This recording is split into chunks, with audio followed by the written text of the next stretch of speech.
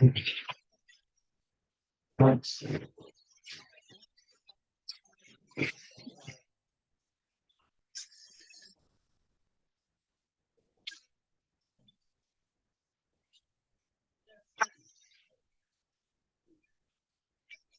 the 12th.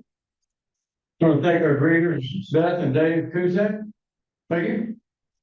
And I want to thank Eric, Beth, and I don't know where Chris is at today. And Jim Gunnell for our website. And Pete and Mark and Mike Zwick for our good speakers every week. Yeah, that's it. Good. Would you like to get the invitation, sir? Yeah.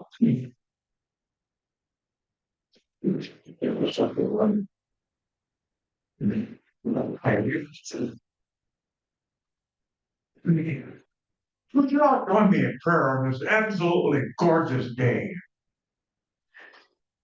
Well, Holy Creators, we stay focused on the objectives we have for the world: peace, tranquility, a true brotherhood of man, freedom from hunger, from oppression, from sickness, the freedom to choose our own destinies. We reaffirm commitment to our simple Rotary four-way test that all we do and support. Is it the truth? Is it the fair to all concerned? Will it build goodwill and better friendships? Will it be beneficial to all concerned? We reaffirm our commitment to high ethics in all we do, and we give thanks for the blessings and opportunities, responsibilities that befall on us areas. We continue in the new millennium with optimism and renewed energy. Amen. No, Thank you, Nick. Hey, David. Hey, everyone, just make sure we need volunteers for next week. So whoever can volunteer next week for the Chamber Golf outing, we need Rotarians to help with that event. That's whatever mine. You got it? That's all. Yep. I got that. Okay. Yeah, Secretary report. We are seeing about 52%. We have a couple guests and a prospective member, Kyle. Right there. And then Linda Osterfeld from the Dayton branch. This is the here for the speaker, and the speaker tells me Joe. So this is well, I got to go. Well, and what Joe was referring to is your chamber's having a golf outing next Friday, and we're not having a meeting next Friday. And they sent me a thing about getting some volunteers to work maybe at the t-shirt cannon or golf ball cannon or putter game. If anybody would like to volunteer, that's what he was talking about. Yeah. And no meeting next Friday. They went, I don't, you don't have meetings. Yeah, I guess so. So, the city of Beavercreek, for the recreation plan. Well, this year we did, Mortgage Park, we decorated, one of the cabins. There's a few, I took the lead on it. We got several people to help us decorate and stuff. Well, they want us to do it again. Well, this year Lions Club doesn't want to do it. So I figured that wouldn't be any problem for us to do it ourselves. We did most of it ourselves last time. Excuse me. But I just want to let you know it's going to be on December 12th. That's when they actually have an opening for the public. And I believe the week prior is when we do the decorating. Usually on Saturday morning. I've got some lights. We'll need some other lights and decoration, but we'll talk more about that at the next meeting. Happy bucks. Who's got some happy bucks? Anybody? Yeah, but I'm not sure this is happy. It made me happy. Kind of funny. So I had a client come to a meeting last night and they brought me moonshine that they made on their property. So anyway, it was kind of make me giggle and smile. They brought eggs because they got chickens and then fish. So it was kind of a funny ancient, Not folks, yeah. strong. It is. To the heritage. Let's go, Shannon. Did you? Oh, I wanted to thank everybody that came out and did the Rotary booth.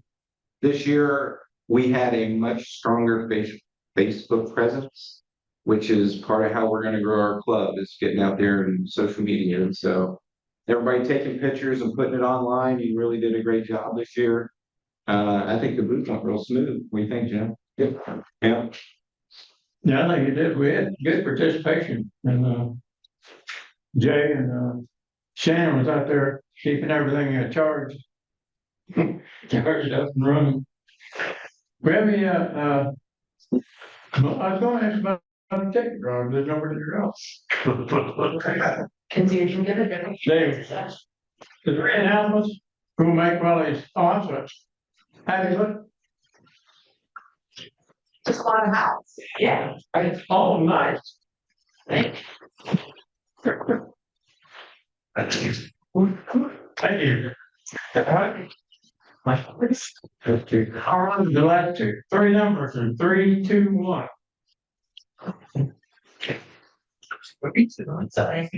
Three and four. Correct?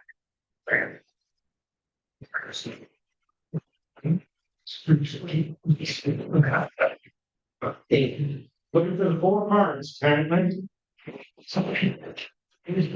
Well, you're welcome to grab over if you'd like to contribute. It's a lot. Oh. Oh, we're close. Wow. I'm through.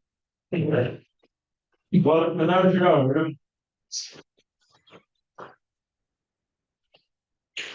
Okay. So, speaking of, you're on them.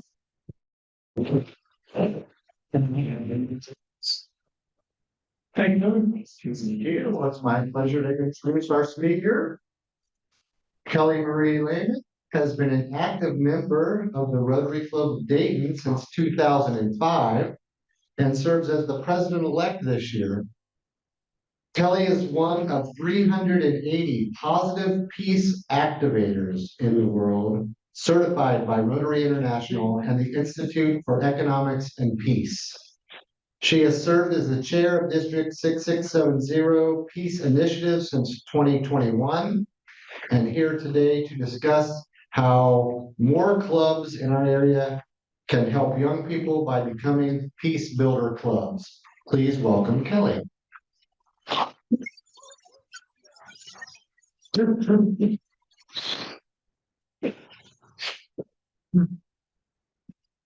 Okay, we're working down these orders. That's it. Okay.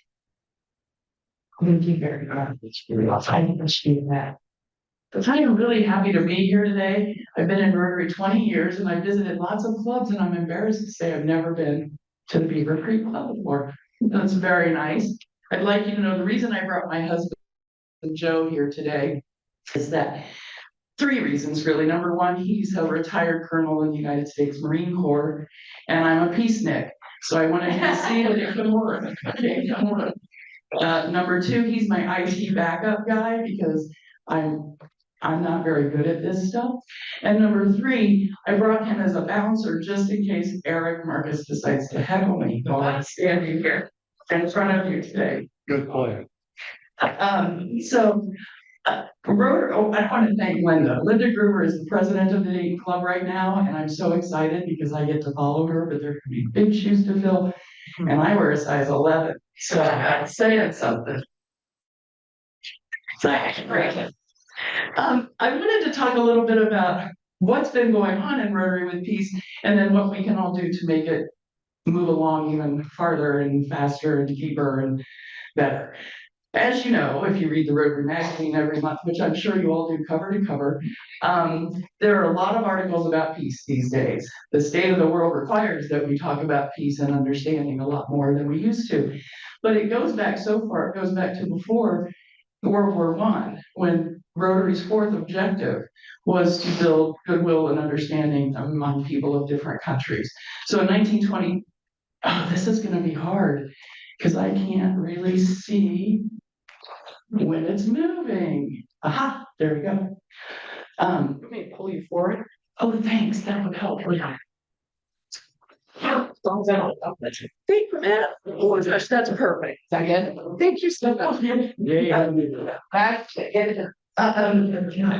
Well, Joe, I didn't have to bring you anyway. That's it.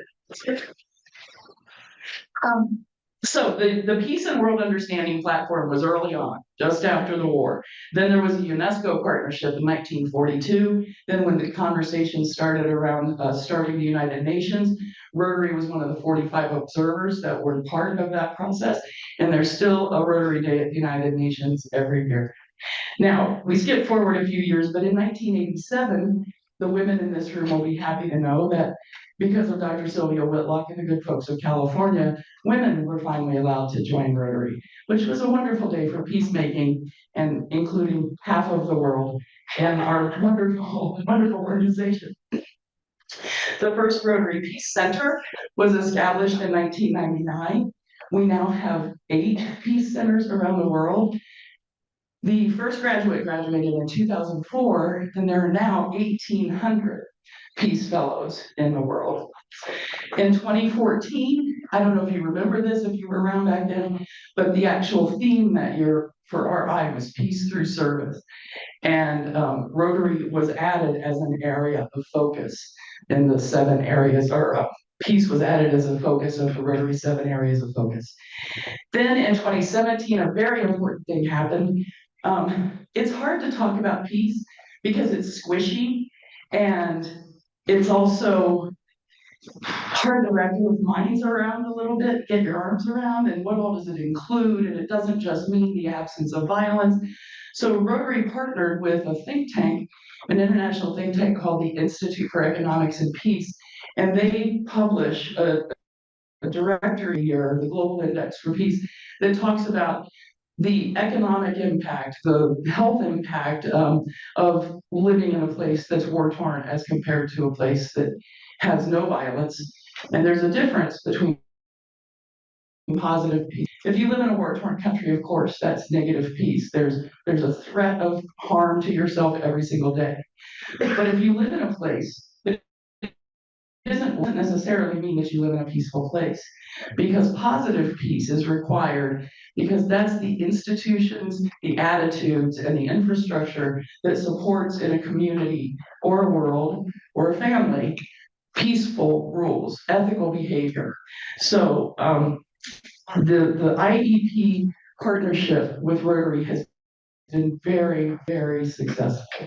And that was when they decided that they would put together a training program where people could become, it's a great word, right, positive peace activator. And there are 380 in the world right now.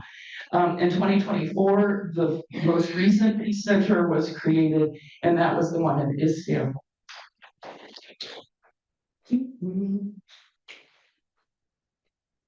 Wait, what am I doing wrong now? I'll come up. Oh, did I move myself too far? She's coming around the corner. Does it need to be pointed at the computer? The receivers. Oops. Oh, wait, that's the pointer. Sorry, I want the down arrow, right? Here, I'll just do that. Goodness. Yeah, sorry. Here. Beth, did you get to eat before this? I Sorry. did, Okay, I did. all right. She also had some moonshine. That will make me much more entertaining. So now the picture on the steps at RI is where it's to start. Okay, boy, I really messed it up. No, you're. I'm sorry, it was hard. Okay, so yes, in August of 2024, this is the the final group that was trained at one Rotary Center in Evanston. If you've never been there, I highly recommend it. It was the thrill of a lifetime. I had no idea how short Paul Harris was until I saw the bronze statue of him there. He's not as tall as I thought he was. So if you could go to the next one, thank you. So this is the similarity between the Rotary areas of focus and the pillars of positive peace. And that was one of the reasons that IEP was willing to partner with Rotary, was because our missions are so similar. So as you know, we have peace building and conflict resolution, disease prevention and treatment, water sanitation and hygiene, basic literacy, maternal health, community and economic development, and the environment. The pillars of positive peace are a well-functioning government, which, you know, we can say a little about that later. Good relations with neighbors, whether they're the people next door or the people across the world.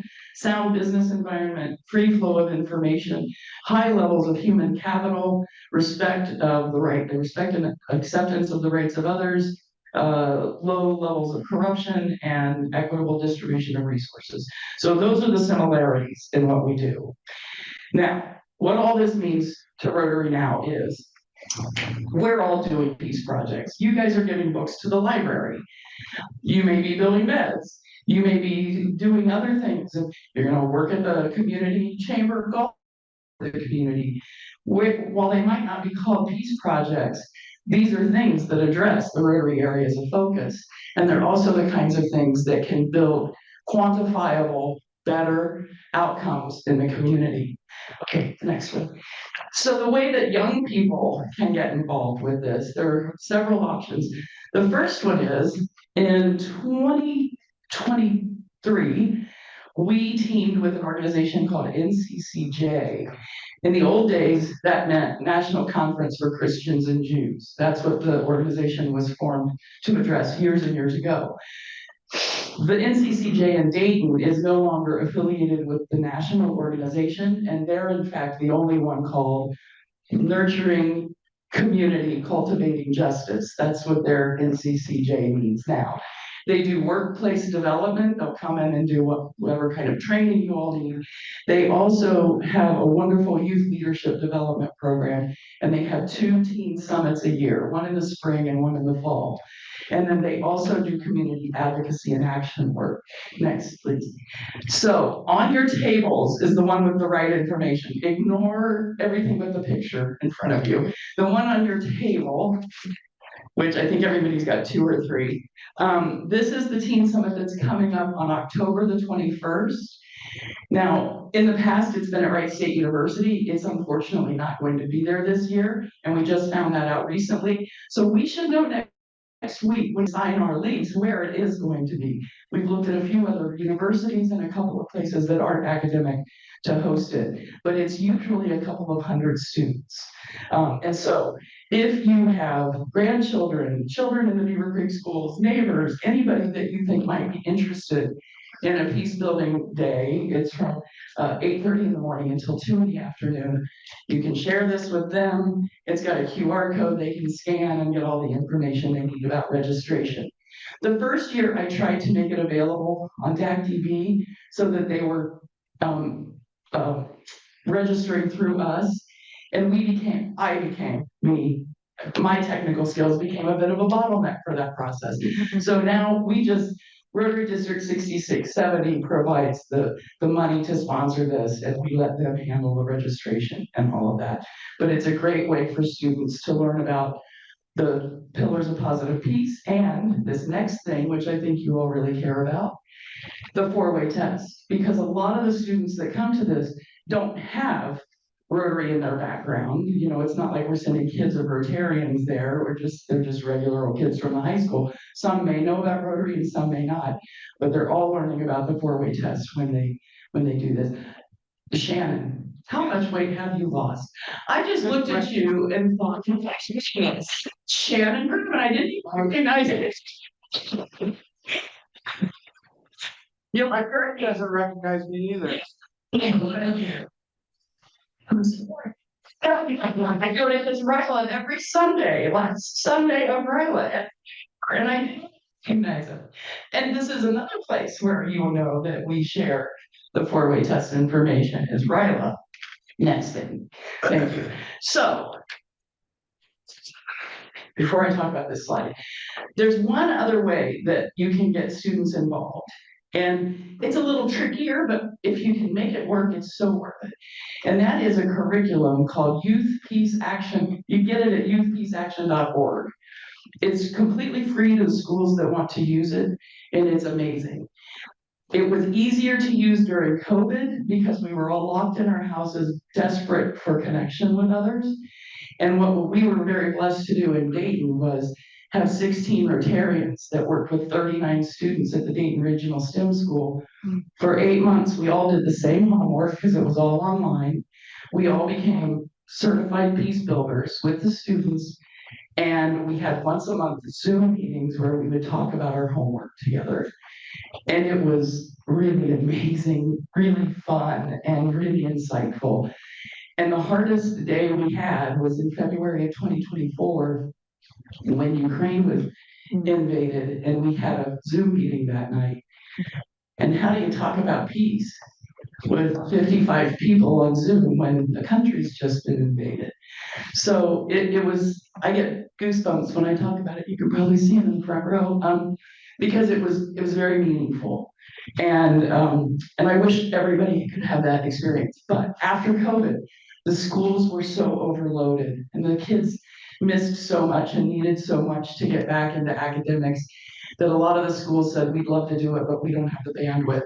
A lot of the Rotarians said, I'm busy again, life is opened back up, I don't have time to do it. So it was a once in a lifetime experience, but anybody who could get a student's class to use that curriculum, their class would really benefit from it. So, and it's free to schools, which is the great part. If a teacher says, I'd really like to do this, she has to take a 2-hour teacher in service online training, and then all of the students in that school can use it for free. So it's pretty amazing. And the reason that can happen is because of a really good group of Rotarians in from the New York district down to the whole East Coast seaboard and down to the Bahamas or the Virgin Islands. There were $500,000 raised by Rotarians. I think that's zones 34 and 35, if I'm not mistaken. And they raised the money for Patricia Schaefer and New Gen Peace Builders to create this Youth Peace Action curriculum, which is amazing. So that's my plug for her. Now I'm going to move on to the Rotary Action Group for Peace. This is probably the easiest thing. A lot of people have been putting in peace polls lately. There's going to be one put in at Chaminade Julienne High School next week. There's going to be one at the VOA Park down at the Westchester Liberty Voice of America. Centerville did a beautiful one in the spring. A lot of people are putting up peace polls to get the conversation about peace in their community started. I think that's a great thing. I remember when it started because Dr. Stephanie Urchik in Rotary International last year was trying to get everybody to put up peace polls, and some of us were saying, well, that's just putting a stick in the ground. How's that going to address peace? But if you have a nice installation ceremony and you get some media coverage and you talk about why it's there to remind us may peace prevail on earth, it can actually be a nice conversation starter in a community. And up in Columbus, there are a lot of schools that are putting them out in elementary schools. And speaking of Columbus and the Rotary Action Group for Peace, there's only one district in the world that is called a Peace Builder District because it means all of their clubs, 53 clubs in their district, are all Peace Builder clubs. And all that means is, next one please, that 2 people from your club need to go online and join the Rotary Action Group for Peace. It's $20 a year, probably the cheapest thing you'll ever have to pay for in Rotary. There's not a lot of $20 stuff in Rotary, but 2 people from this club say, we'll be a peace committee. You pay, you become a member of the action group. Then you can start attending meetings that both the action group have on Zoom and that I have once a quarter with the district. And you're already doing the peace work. The committee just helps you look at it from the filter of the positive peace attributes. And so the only requirements is that you keep doing what you're already doing. You can do the next one. You can also go and go online to the Positive Peace Academy and take this course yourself. It takes about an hour and a half, but it's very informative, and share it with young people. They can take it too. Next.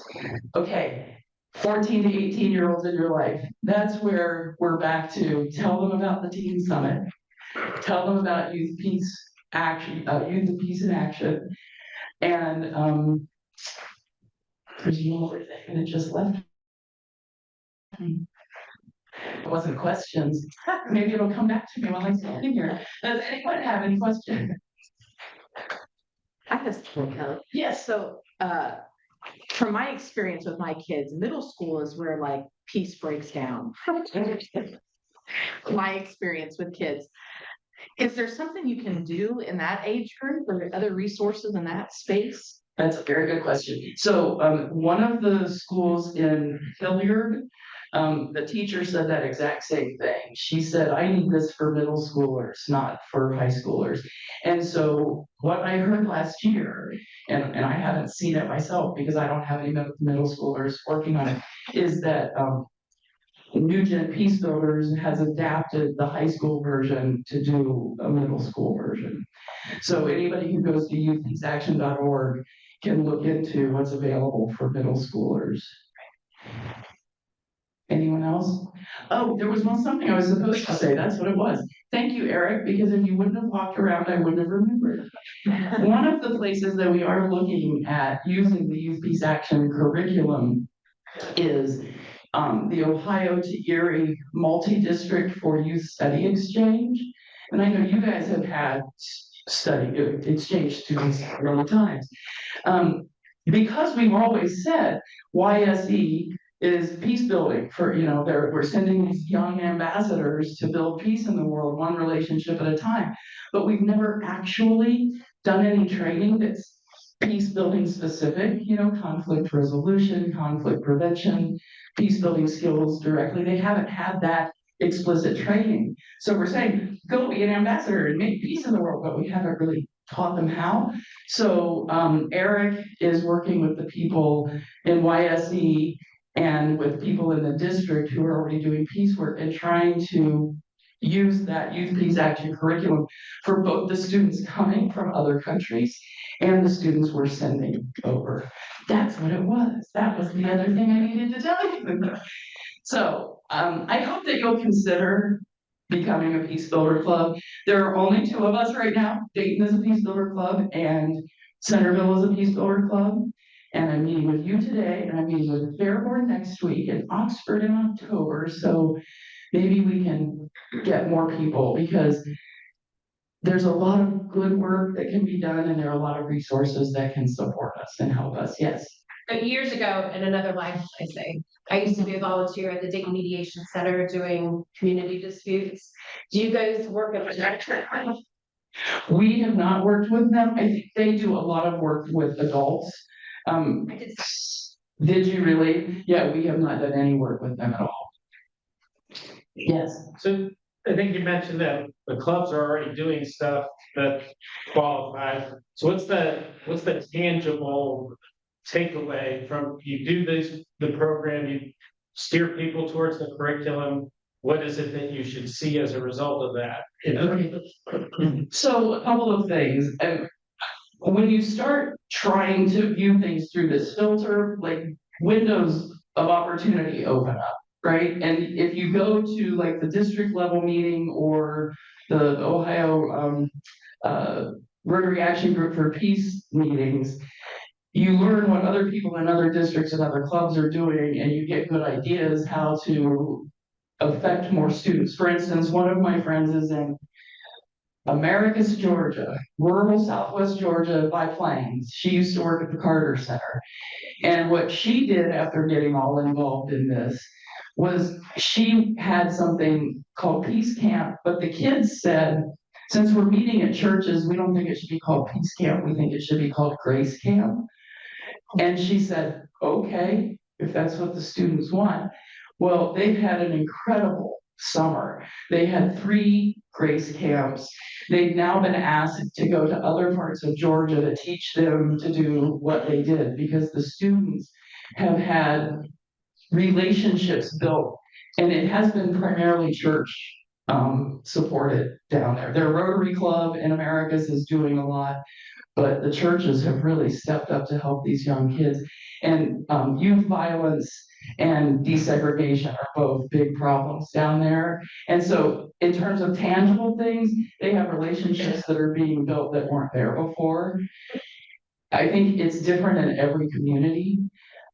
So I would like to actually ask the Centerville Club, because they're the newest peace building club. Like in the Dayton Club, we've been doing it a few years now.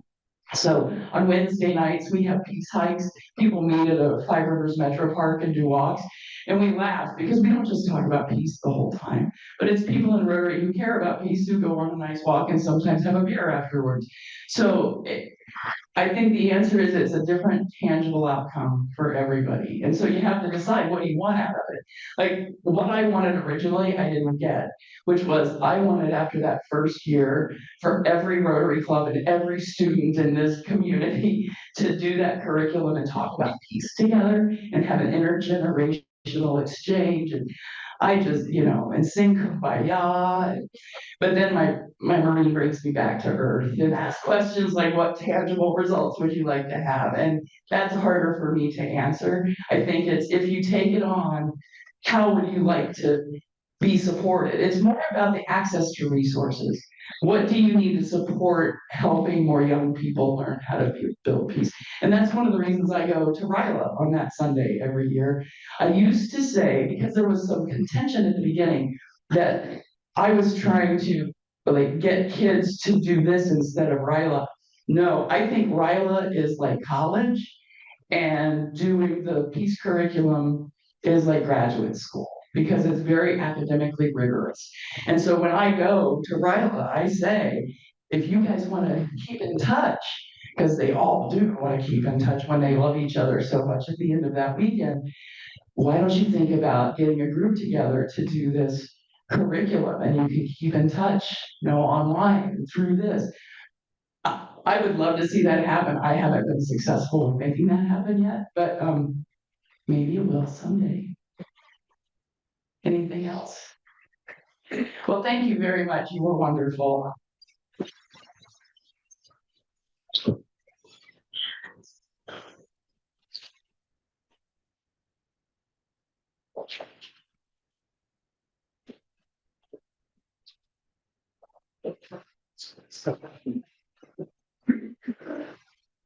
Thank you very much, Jill. We appreciate that.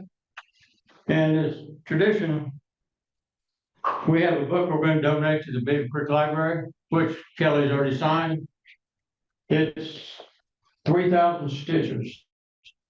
It's the inspiring story of the national 9/11 flag. Thought that very, Very nice. sweet. Thank you. We'll get a picture here in a minute. Great. But next meeting, September 26th, or it's not the 19th, but the 26th. Are we taking a break for Eric's birthday? Is that why? Yeah, that's what it is. Just, you will get a credit on your bill to not, those of you that pay in advance for next Friday. Just thinking. Very good. All right, everybody, just keep an eye on the programs for Beavercreek Rotary.com for the website and our Facebook page. Is there anything else for the good of the club? I got a quick thing. Yeah.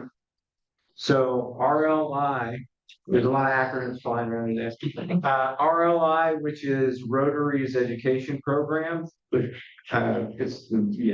so for all intents and purposes, if you've not done it yet, I suggest you do at least session 1. But like I was discussing with Josh and Eric earlier, it's a great way to network with a lot of people throughout the entire district. And at the same time, you learn a lot more of what's possible with Rotary. So October 18th is the class that's coming up. It's out in Wilmington at the airport there. What's the school there? Laurel Oaks. Laurel.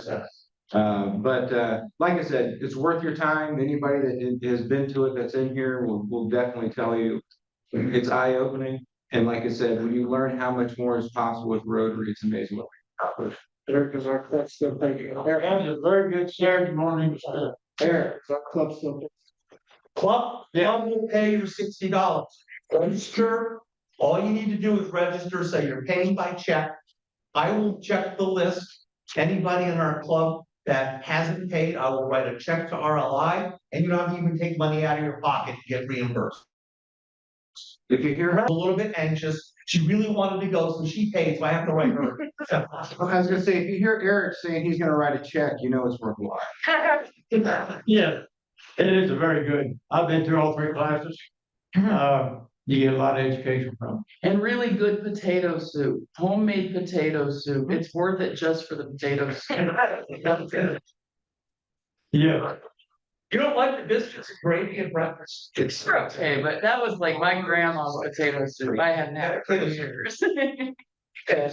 Yeah, I'm gonna remind you about signing up to help for the golf outing next week if you can. We appreciate it. And if there's nothing else, could you rise to the pledge of allegiance?